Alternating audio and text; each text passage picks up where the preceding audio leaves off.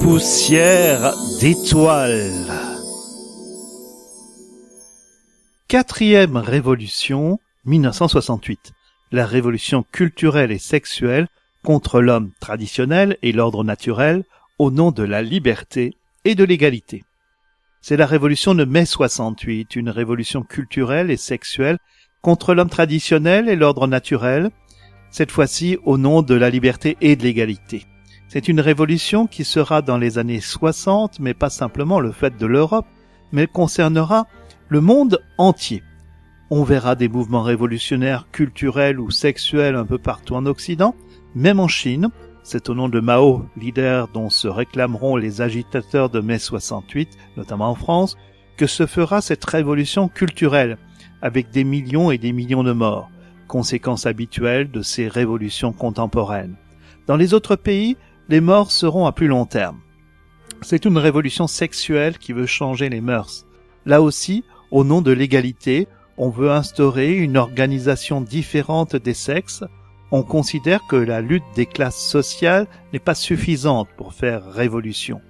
On va transposer cette lutte des classes au niveau des sexes, lutte entre hommes et femmes, hommes considérés comme dominants depuis des millénaires, femmes comme dominées, exploitées, et qui doit faire sa révolution pour dominer le monde à la place des hommes, bien sûr au nom de l'égalité homme-femme.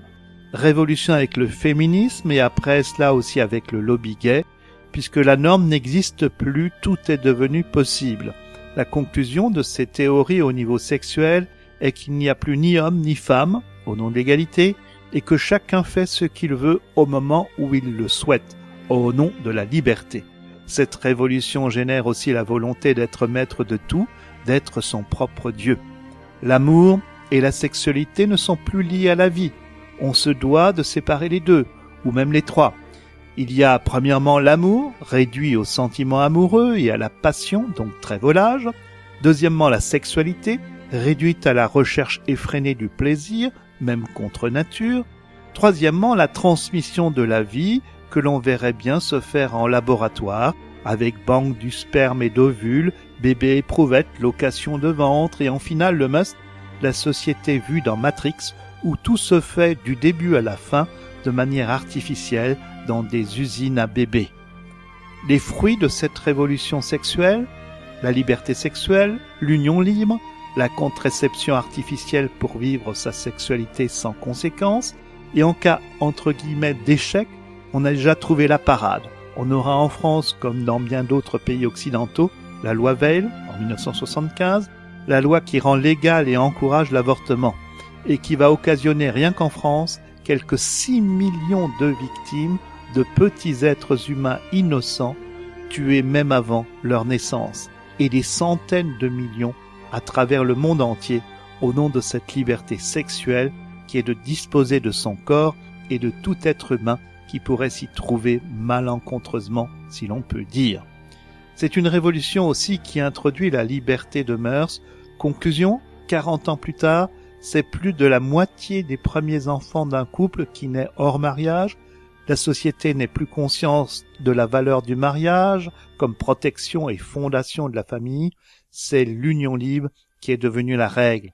Le concubinage avec toutes ses conséquences, l'instabilité, même les divorces ont explosé quand on s'est enfin marié, les familles recomposées, ou plutôt décomposées, avec des enfants écartelés, voire même des mariages homo, entre guillemets, qui ne sont qu'une singerie du mariage et que l'on cache sous le nom de, entre guillemets aussi, mariage pour tous.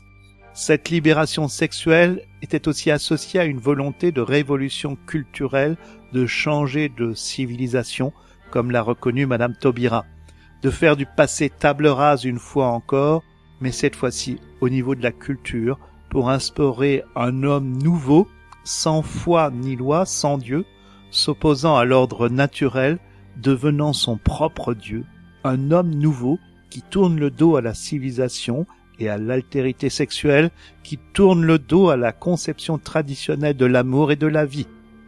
En conclusion, du XVIe siècle à nos jours, nous avons fait un survol de ces 4 grandes révolutions des temps modernes qui toutes ont encore une influence sur le monde d'aujourd'hui.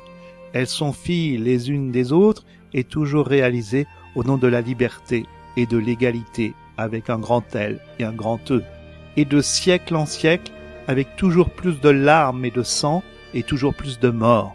Et pour s'inspirer de la phrase de Madame Roland, on pourrait dire « aux libertés, aux égalités, que de crimes on commet en votre nom ».